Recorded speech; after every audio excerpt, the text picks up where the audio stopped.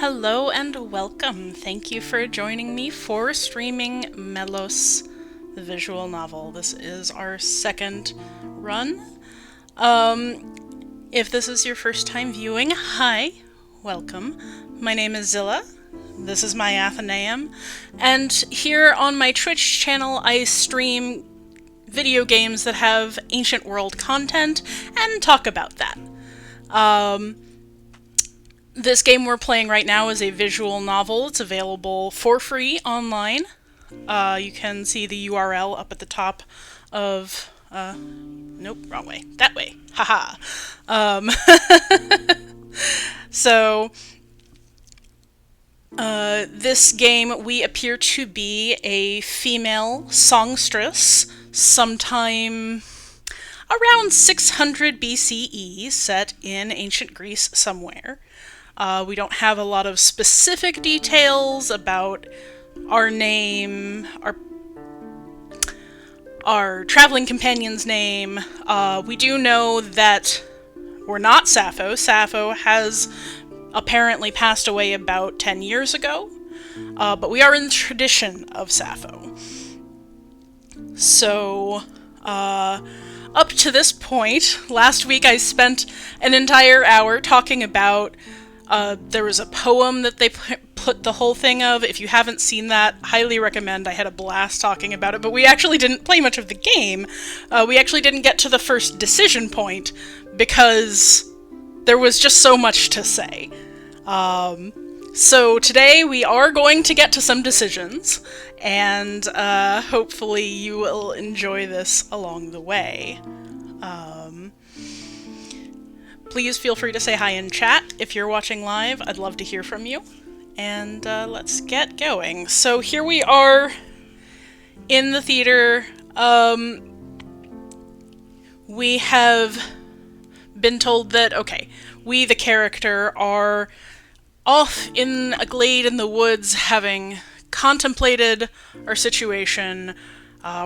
We've fallen in love with our traveling companion, a woman who is from another culture where she is accustomed to hunting and fighting. She must be our bodyguard or something for traveling. And we have a professional relationship, but we've fallen in love with her, and it's gotta be now or never. As it says, after a few hours, when I knew I couldn't hide or flee anymore, I made my decision. It's this night or never. The moment couldn't be more perfect. Today the city is celebrating Aphrodite, so that tells us what festival we're at. It's the festival of Aphrodite, although it doesn't tell us specifically which festival. So that explains some of the love songs that were being sung earlier. I don't know of a city Aphrodisia, but that doesn't mean they didn't happen. Certainly they do, and particularly the further you go towards the Near East, towards Ionia, which is the coast of modern-day Turkey, and the more Semitic civilizations around there, like the Phoenicians, you get worship of the love goddess, the goddess of life, the mother goddess, who is often equated both at the time and in modern day with Aphrodite. So Aphrodite actually is a later adopted goddess into Greek mythology, and we do think we have lots and lots of evidence, both from the time and from comparing literature later on, that, Ishtar, Astarte, all of those sort of mother goddess figures do seem to equate pretty directly to Aphrodite. And one of the things that actually I was writing my dissertation on is one of the stories of the mother goddess and her dying god lover. So if you've heard of the story of Adonis, I'm going to tell this in a short form, but the Greek story, I say that as if there's only one. There are several variations on anything. But the basics of the Greek story is that there was this young man, Adonis, who was so beautiful that he aroused the attention of Aphrodite, the goddess of beauty. But he also caught the eye of Persephone, queen of the dead. And these two goddesses fought over him, and he chose to be with Aphrodite. And basically, as soon as that happened, he was gored by a boar in the stomach, which is a death sentence. So as he lays dying, Aphrodite weeps over him, tries to hide him in, some people say that it's like a lettuce or a cabbage. Other people, there's a flower associated with this that, I'm losing the word. It should be pretty obvious. Anyway, so he's dead. He goes to the underworld. He's with Persephone, and Aphrodite petitions Zeus, king of the gods, because he chose Aphrodite. And Zeus pulls up Adonis's shade and says, okay, you're in a special case. I'm gonna say that you're dead. You've got to spend 1/3 of the year in the land of the dead with Persephone. No questions. And you also get 1/3 of the year with Aphrodite, because that is what she requested, and whatever. The last third of the year I will let you choose. And he chooses to be with Aphrodite. And this is a myth that kind of tells us about the cycle of the seasons, right? It's often compared to the Persephone myth, where, Persephone becomes a goddess of spring, kind of because she is taken away to the underworld and then comes back every year in the springtime. And, the explanation there is that when her mother Demeter has Persephone around, she's happy and the flowers grow and everything blossoms, and then when she goes back to the underworld, everything dies off. And that's winter. So these two myths seem kind of in conflict with each other, right? Because they're both ideologies, which is to say, like, explanations, mythical explanations for something in the natural world. And they explain the same thing. But it's pretty clear that since Aphrodite came from the Near Eastern figure, we have this myth in the Near Eastern Semitic myths of Astarte, Ishtar, dying, going down to the land of the dead, and then either her husband chooses to substitute himself for her for part of the year, or in some versions, he is forced to do so, and so that's the cycle of the seasons myth in that part of the world.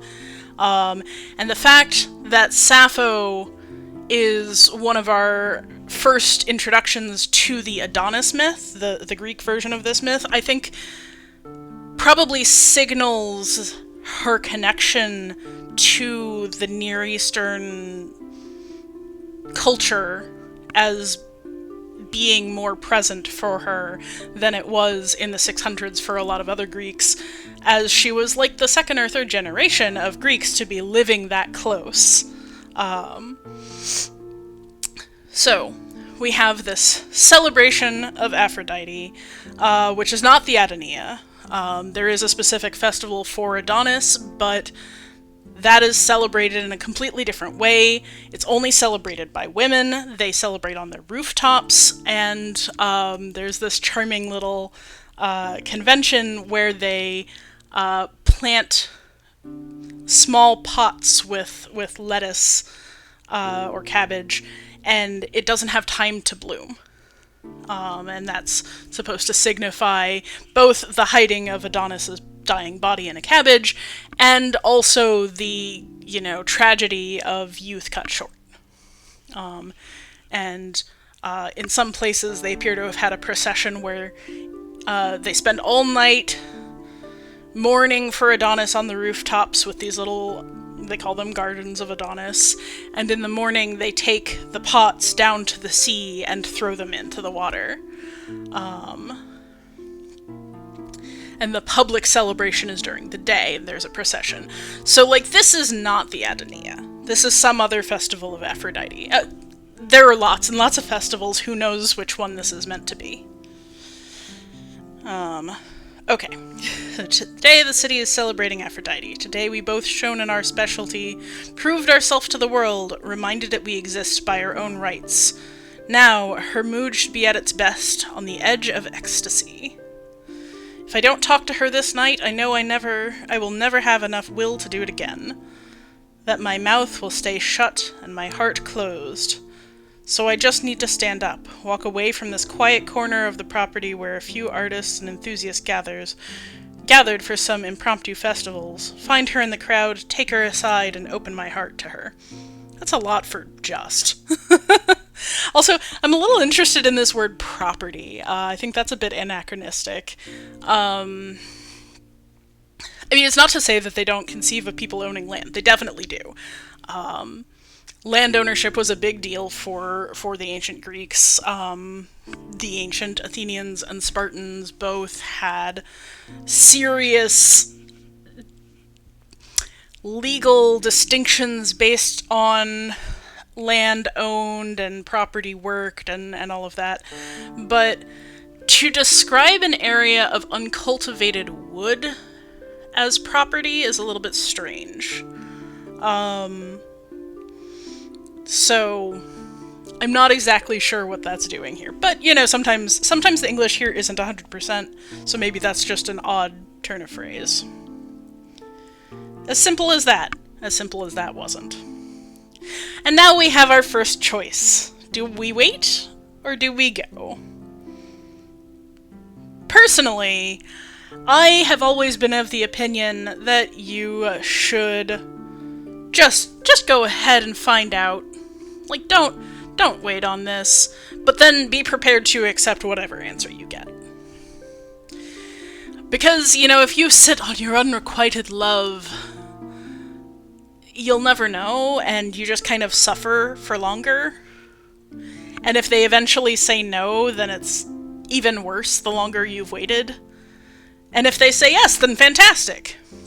And also, if they say no, then you can start getting over them sooner. And trust me, no matter how much you care for somebody, you can recover from that. I promise. So let's go. I raise my head. Before me, the artist is almost done, and soon a new volunteer will take his place. It could even be me if I wanted to. I look at my own lyre, waiting patiently in its bag at my side. I don't know much about the transportation of instruments at the time, but I feel like it is much more likely that they would in fact have cloth casings than hardcovers like we do today. Certainly you wouldn't just drag an instrument around camping in the wild and traveling on the sea without some kind of casing, so that seems pretty normal.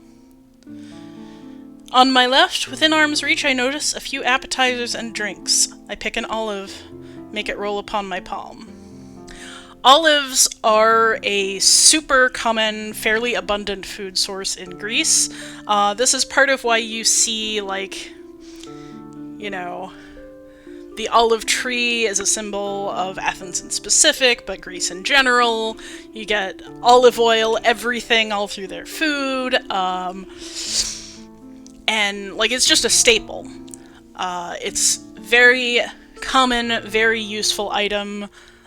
They use it for cooking, they use it for cleaning, they eat it straight, they eat it pickled, that anything that you can do with an olive, they will do.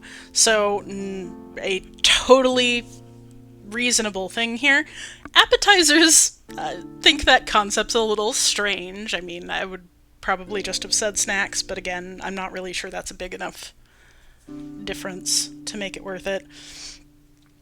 Olives in particular do tend to be associated with Athena, the goddess of wisdom and craft.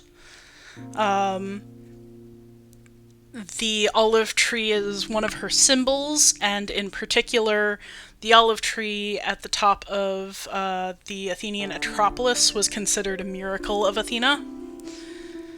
So that's sort of an interesting choice for this moment, but also not, because it's super common. On my right, a group of people are having a hearty discussion about the latest musical trends. Classicists versus modernists, as usual, but interesting nonetheless. So this is one of those things that I really love, actually, where I don't think that those are words that they would have used at all, like classic versus modern, but it translates so well to how people in our era talk about music, and it makes perfect sense, because at any time, music, taste, and style, and even technique are evolving. There's never been a really, truly static musical era, including way back then. So you had people who would argue about the best ways to make music, what music was like in the past, where music is going in the future. Although it's interesting because, like, their ideas of what music was for were so different. Not that it didn't include going with songs and dancing and accompanying meals and all of the things that music does now, but they categorized it differently, right? So you have these sort of theatrical performances, like is depicted here. You have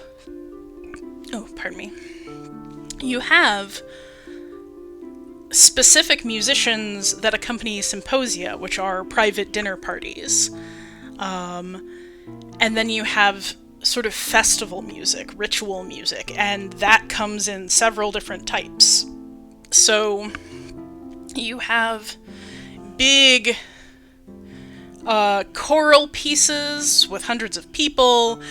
You have you have instrumental offerings to the gods. You have the poetic, the poem and song are the same thing for them. So you have these poetic songs of many types, everything from the love song, the lyric that we were kind of discussing here, to yambos, which are sort of rowdy and raunchy and intended to make people laugh in order to turn away the darkness. And then you have drama, which is also, like I said, if it's poetic, which the drama was, it's musical. So arguing about music is just such a universal human experience, but what the particulars you argue about might change drastically depending on where you are. So we again get the choice to stay or go, and here we have a little bit more interesting decision, because we have the chance to go back on stage and express our love that way, or go out into the crowd. Now, based on my earlier decision and my reasoning for it, I think we have to go. I don't think we should sit here and sing our hearts out again. I force myself to look at the nearby exit, just a few steps away. Could as well be beyond the Pillars of Hercules. The Pillars of Hercules, which pass is that? There's I believe that's the Rock of Gibraltar, is the Pillars of Hercules, so like the very narrow water passageway between the Mediterranean and the Black Sea. I think that's which one that is.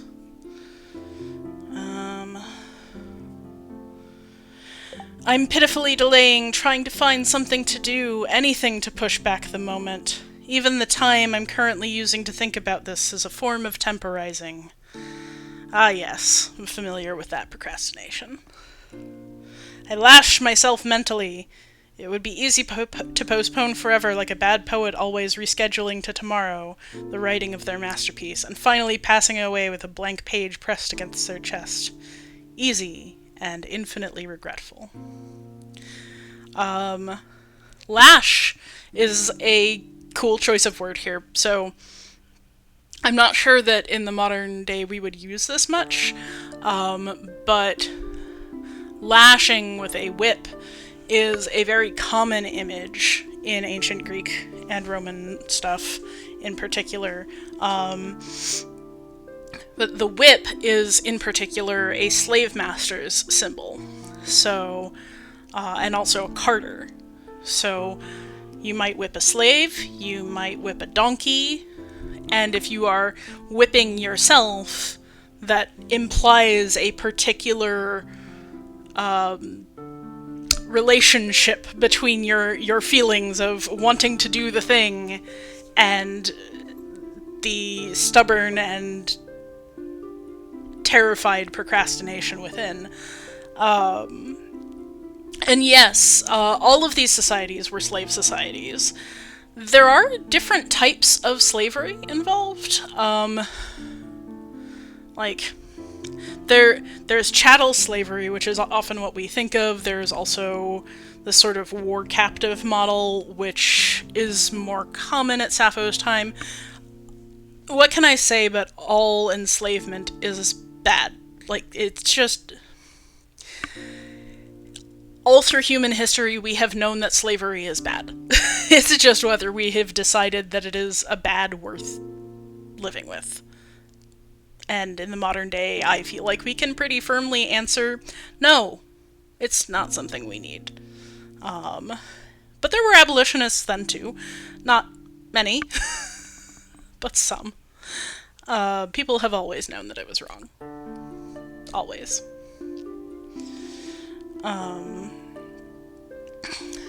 This image of the poet who never gets around to writing their masterpiece because they're scared of the blank page is an all too familiar one for anybody in any creative position, I think. It's a very nice image here, especially the passing away with a blank page pressed against their chest. Although a page, again, really an anachronistic idea. They didn't make books with a cover and pages or folios at this point. They were mostly using scrolls. You would write on papyrus or parchment, but mostly papyrus.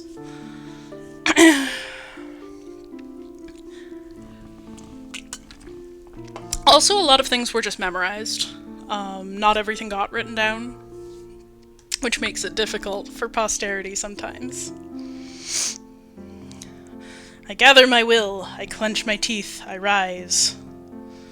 My knees are shaking like a set of knuckle bones. I'm shivering more than an old lady. Nonetheless, I stumble on the short distance separating me from the main building. With each step, my footing is more secure, my pace more stable. Not that I'm less afraid, but once you've jumped into the water, you have no choice but to sink or swim. So, one thing I really like about their writing here is that they do keep throwing out these little references to Sappho's poetry. One of Sappho's poems, I don't remember which fragment number this is, but it talks about her as an older woman. And she's like, I'm no longer young, my knees shake like a spring fawn. They're not like a set of knuckle bones, but perhaps more apt, because knuckle bones, of course, are basically dice. You roll them. So this, my knees are shaking like an old lady, that's very evocative of that poem. And then jumping into the water might be a reference to,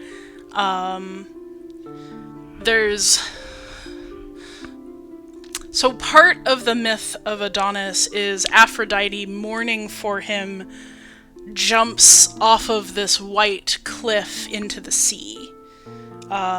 Obviously that's not going to kill her, she's a goddess, but as part of her mourning, she does that. And that's usually thought to be reflected in throwing the gardens of Adonis into the sea. And so that might be a reference to that as well, the jumping into the water. Then again,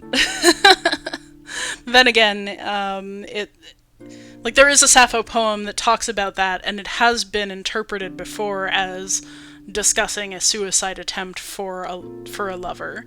And so this may or may not be a reference to that. I choose to take it as one. Ooh, something new.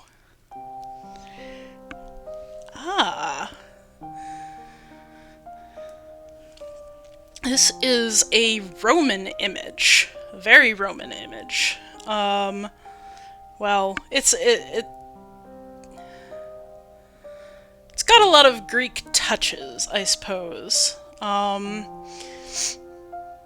But you see those frescoed walls in the background where they're painted to kind of look as if they're more open than they are, as if they have garlands across the top. This is a very Roman style. You can see it if you look at the remains of Pompeii, or similar things like that. I don't know this painting in particular. It does look like a style of painting that you see in, Renaissance era type paintings. The men and the lady of the house seem to be wearing flower garlands on their heads.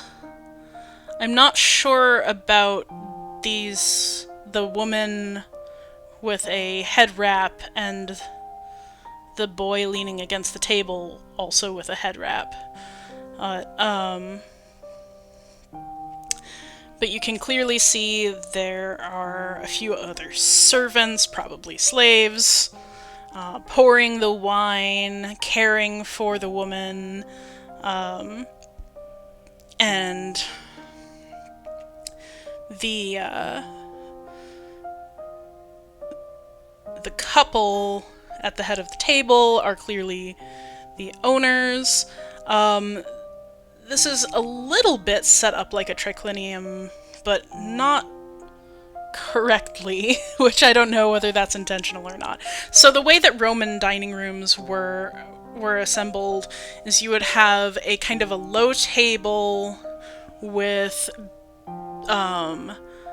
couches set up around the sides, and people would sit two to a couch, and they would lean on their left arm and reach across to eat with their right.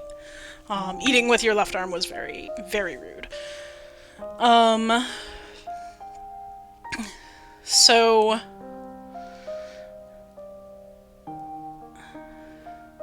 you can see kind of the U shape of the seating, but it's too high, and so the table is too high and too small for a full dining room. Although there may be more to that off the edge of the painting, it's a little bit hard to tell. Can I see the food? Gonna see if I can zoom in here. Not much. Okay, so some things that we can see. Fresh fruit, certainly a Roman delicacy. I think these are oysters. It's very hard to see what the rest of this food is. Certainly a lot of carved silver goblets. This fan, which almost looks like it's made of an ostrich feather, or a particularly large peacock feather. Pretty typical wealthy Roman stuff. And oddly enough, a statue here that looks like a statue of justice, personified as a woman, blind, holding the scales. The scales appear to be, in this case, incense burners. So this image, not very Greek. Perhaps like this woman in the front with the white dress and the blue Pella, she looks like she's dressed like a Greek. And the slave that she's standing with might also be in a type of Greek chiton, but it really looks more like a closed tunic. And even her that's not a chiton with the buttons at the top. You can see that the sleeve is full.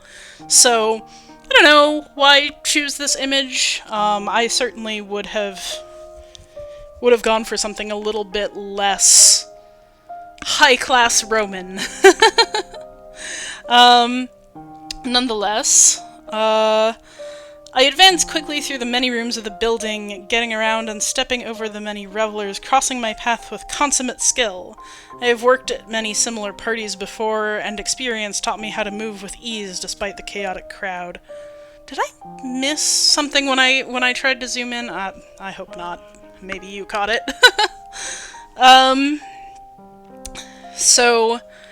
Okay, so this is both a festival of Aphrodite and a high-class party in the main building.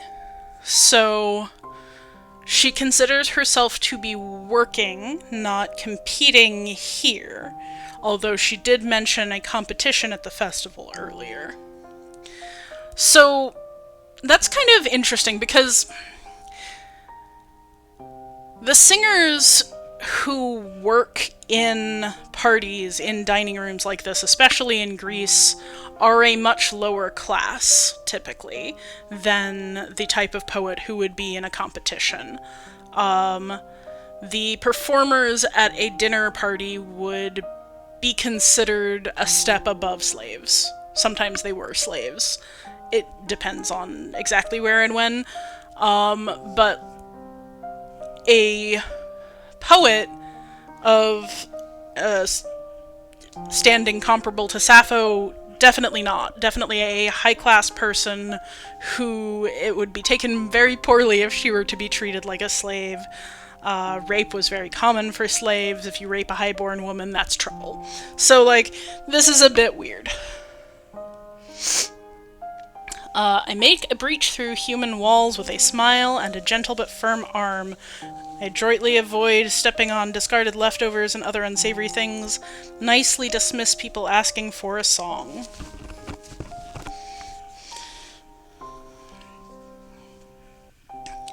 While my reflexes alone handle my movements and keep my pace, I gaze at every single person, my sight jumping from face to face, hunting the only prey worth it. 100 different eyes meet mine, but not the ones I desire, until finally they lock on to perfection. So that hunting metaphor, very common. Eros, of course, depicted as a hunter with his bow and arrows. Goodness, I just cannot...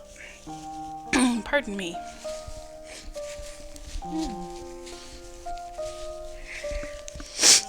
Something about the weather today, I think. A lover hunting her prey is totally normal, and in this case kind of poetic, because of course her lover has been mentioned as a hunter. Locking on, however, a completely ridiculously out of touch concept here. How would you describe locking on to something, to someone who's never had technology that overlaid their sight like that? It would be much more normal to say, snared or caught, something like that. Another hunting metaphor. Ooh, we have anime eyes. Well, not really anime, but cartoon eyes. Apparently this is our putative lover. They may right now display the slight luster symptomatic of an important consumption of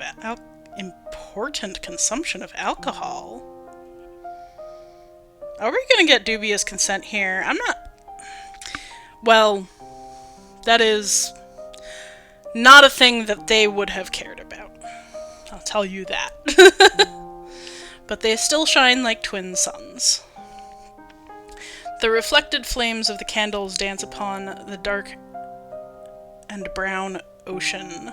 Her eyes are an ocean now, shifting with the emotions of their owner, enlarged from the surprise of the sudden encounter, contracted as she observes the intruder, sparkling when she recognizes me. That is a lot of different looks for somebody's eyes basically going like... Poets, am I right? Aha! Her whole face now.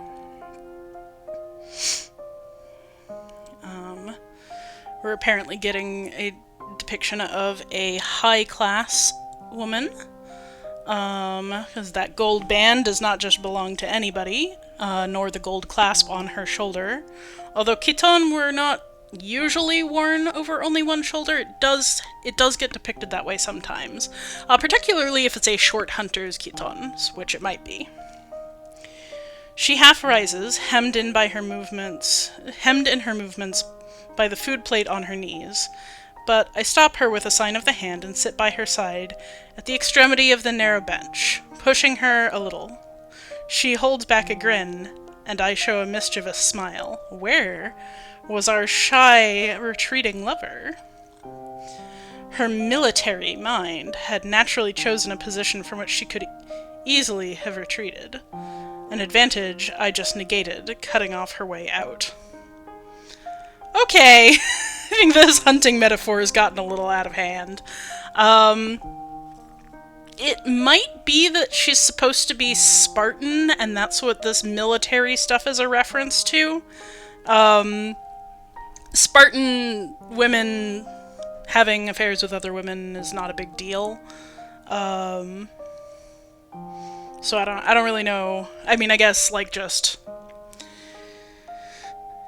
If the deal is that, like, you're not supposed to show love and affection, that's also much less of a big deal from a Spartan woman than it is from a Spartan man, so...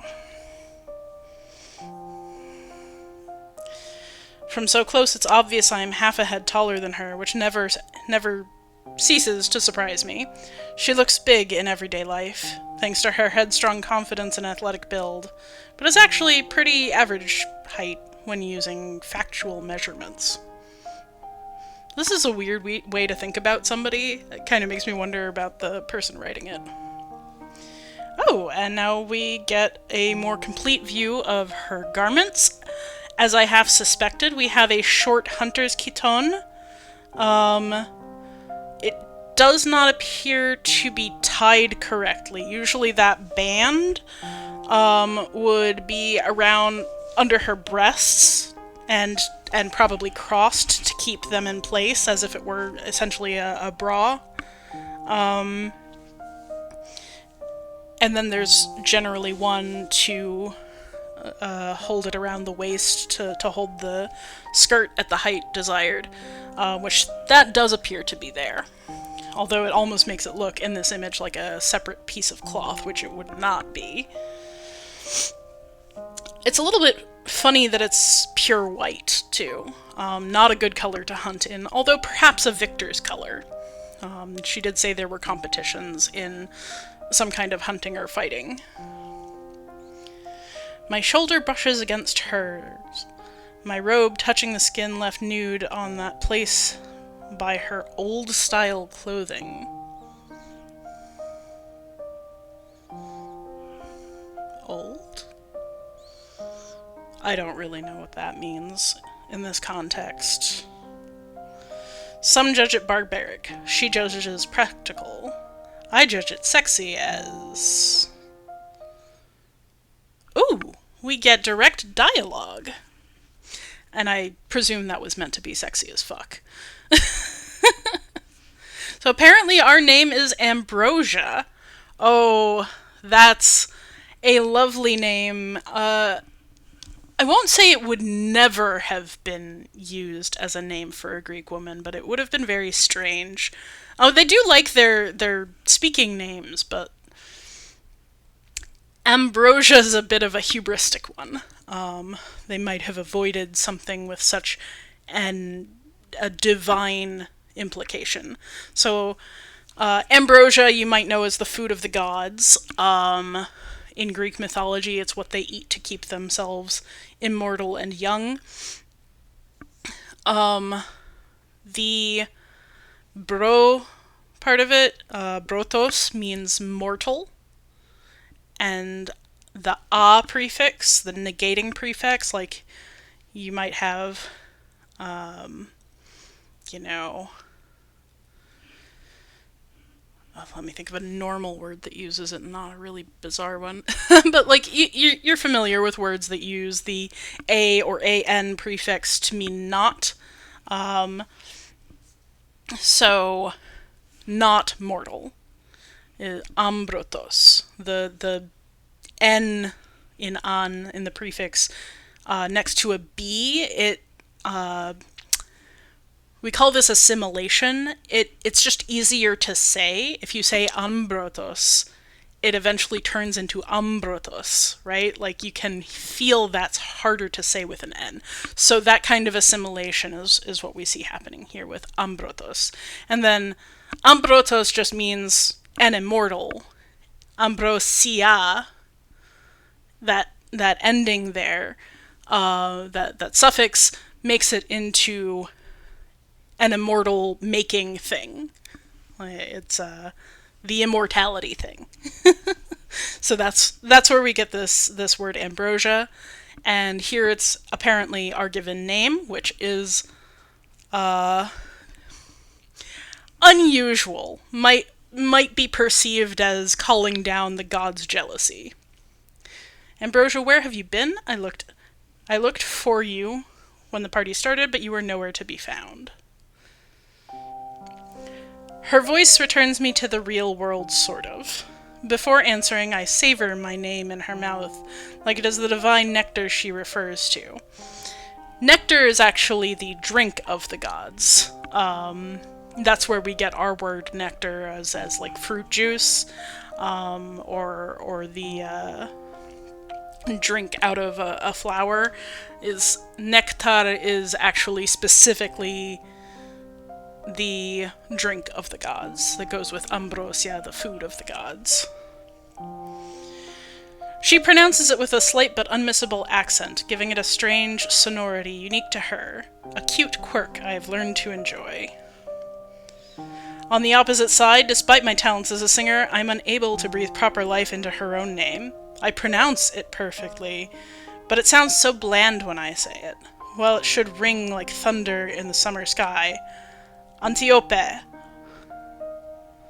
a warrior name, an Amazon name, a mythological name, yet one escaping me as her bearer escapes me. Usually in English this is pronounced Antiope. What?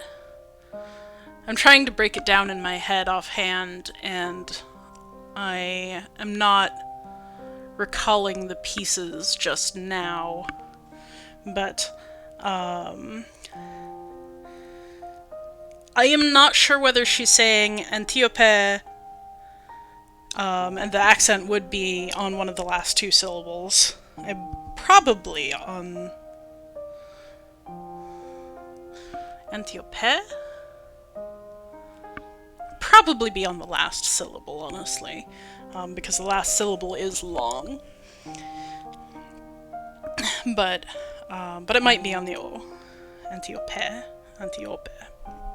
Now I want to look it up. Depends what the roots are.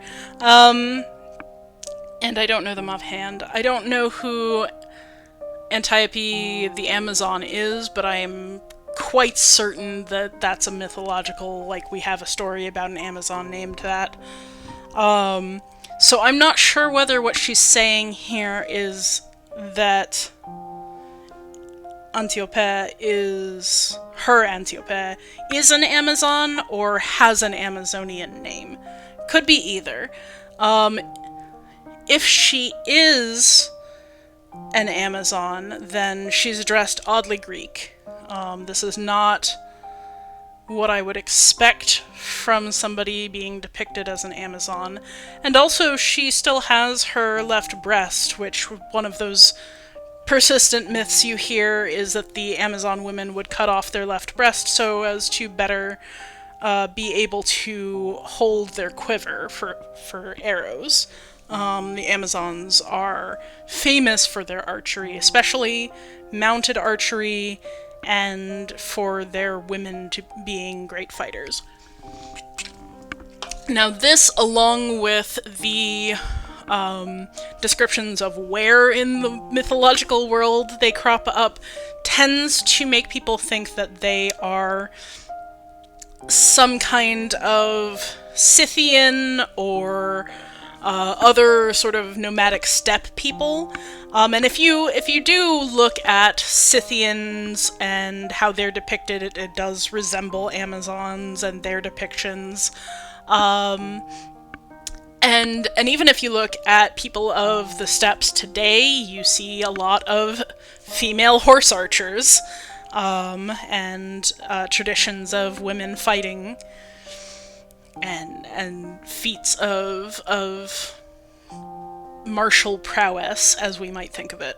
But the Amazons are almost certainly not a single mythical, like a single real-world race. A people. They're probably concatenated from a few different steppe cultures and maybe just some people from further to the east. So, I'm not pointing at Antiope and saying, okay, well, she's probably Scythian if she's an Amazon, but that is sort of the direction you should be thinking for Amazons. But Antiope is Greek. It's a Greek name for an Amazon. It's not from one of the more eastward languages. She cocks an eyebrow at me, not answering her mundane question, and I break the daydreaming once more. So, do I remain silent or change the topic? I don't know why I don't just answer her, but let's change the topic. I answer without answering. Okay, apparently this is us. We have a more traditional chiton on. You can see the double buttons at the tops of the sleeves. It appears to be unembroidered, but it is dyed a beautiful light blue, which is probably made from lapis, so very expensive and nice clothing. We also have a gold headband indicating our high class. There are definitely Greeks with fair skin, blue eyes, red hair. That's not impossible at this time or before. But what we would more typically think of for this region is more Antiope's coloration. The darker skin, kind of brown to olive, and darker hair and brown eyes.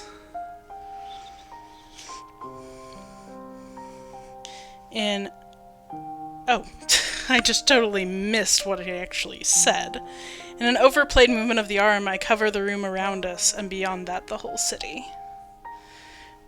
Preparing the festival took almost all our time these last 2 weeks, but that was worth it. Especially with the extraordinary performance you offered us this morning. An extraordinary performance, she says, would have been to win, so I guess she didn't win. I can't tell by her tone if she is joking or dead serious. I'm not sure she knows herself. When Antiope plays, it's always to win, but she couldn't really hope to defeat professional athletes who train for months, sometimes years, for this particular type of race. Okay, so she competed in a race on an adequate soil and with an exact distance in mind, while Antiope usually runs on uneven terrains for random periods of time. She's more practical, she's hunting, she's not literally devoting all of her time to racing competitions. You can say that, but I still think you were incredible. My voice is casually cheerful, but I feel a far more ardent fire rising to my cheeks as my mind fills itself with the corresponding memories. As per tradition, the morning was filled with numerous sporting events. Nothing as glorious as the Olympic Games, which, by the way, were not the only games in ancient Greece, just one of the more famous. The Nemean Games, also incredibly important and popular. There are a couple others, is my point. In the modern day, we kept the Olympics, or we revived the Olympics, rather, and broadened their purpose, but there were a number of different sets of games. And also they would be held outside of major festivals, too, like at funerals and stuff. But still, a good deal of different competitions, jumping, wrestling, javelin throws, horse races. I have little recollection of any of them, completely eclipsed by the one which dried out my throat, the foot race. More exactly, it's not the competition itself which left me unable to speak. I cannot even remember the name of the one who won it, but I do remember that she took part in it. It's not that unusual for women to participate in such an event. Actually, there's quite often a token Spartan female athlete alongside the males, and they generally do quite well, but that was not any woman, that was her. Now this is actually not true. As far as we can tell, most festivals were segregated by sex, and while there would be women's competitions, particularly in Sparta, it's not super common for a woman to compete against the males. It's also not unheard of. It varies.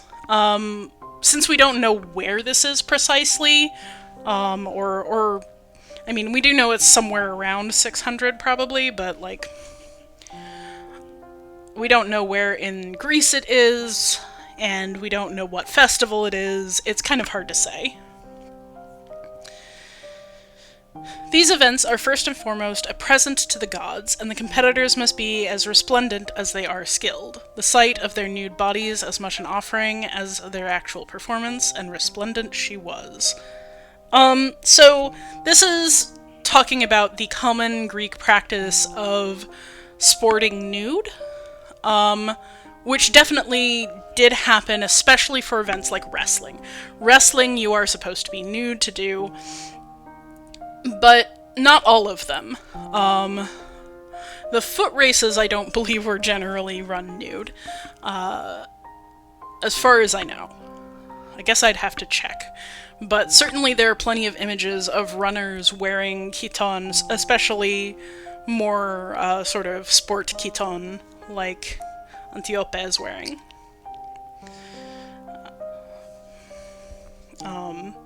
But nudity just wasn't considered quite as taboo in other times and places. But again, it did vary. Male nudity carried much less weight than female nudity. You really don't see female nudity in statues in anywhere in ancient Greece until finally you see this one statue of Aphrodite bathing. And even then, she's kind of covering herself up, like she's crouched with one arm across her breasts, and she's got a cloth in one hand, kind of, you know, she's not being modest, but, like, it's definitely not the standing full male nudes that you get even at this time period, and earlier.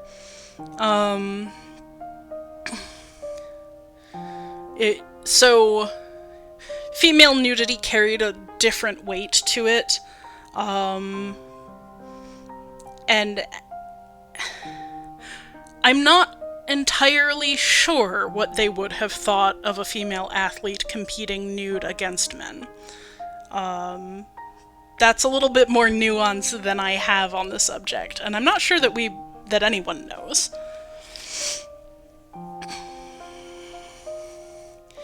I helped her oil herself before dawn, a pleasant moment certainly, but there's an absurd difference between watching a greasy skin from close under the weak light of a candle and contemplating it shining under the bright sun.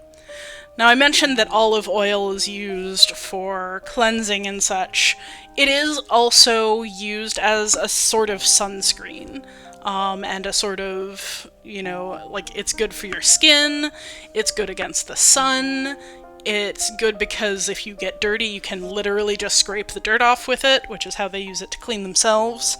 And it was also considered a form of purification. So as sort of a ritual before a sporting event or a competition, you might have olive oil on your skin as both a practical and a spiritual thing. It also was used to anoint the winners.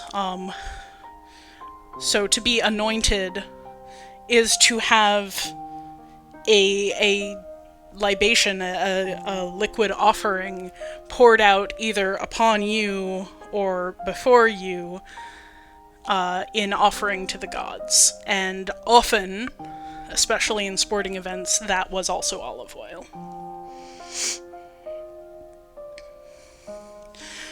A thousand reflections were stressing each line, each curve of her body, every movement of her sculpted muscles revealing a new detail, a new secret, a new wonder, and a never-ceasing display of beauty. Okay, I mean, this is poetic and stuff, but there's not much to it.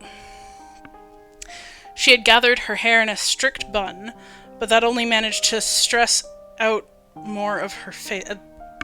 Some of these lines make me think this really is not an English speaker. I think, managed to make her beautiful face more prominent is probably what they meant to say there. Her eyes, her nose, her lips, making her more lovely than ever. Enthralled, I was unable to look at anything else for the entire duration of the race, from the moment she entered the field to the last second before she retreated into the temple out of sight. Her expression when she covered the final meters, different units of measurement. Her carmine face, transfigured from the intense action, carmine being a type of red pigment, so she's saying that she was red from exerting herself. Her forehead constellating with drops of sweat changed into pearls of light. Her determined cinnamon eyes looking far beyond the final line, her throat pulsating at the same rhythm as the... Wow.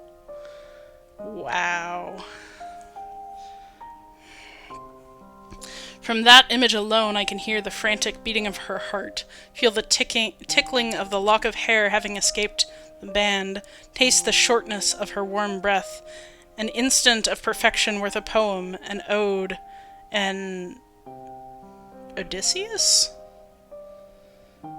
I think they mean Odyssey, and even then, that probably should be epic. An epic poem. Odyssey specifically tends to refer to the journey, and Odysseus is just a person, a hero of legend, and not one associated with running either. If you wanted to refer to a hero known for his prowess at running, you would say swift-footed Achilles.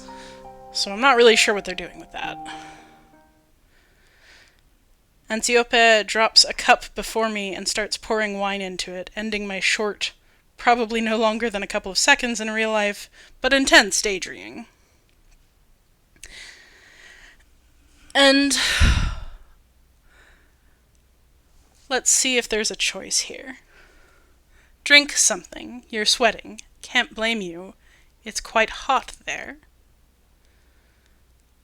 Is she flirting with us? I think she's flirting with us. And with that, my beautiful watchers, I think we are going to end for the day. I hope you enjoyed that. I hope you learned something. I certainly had fun. And we will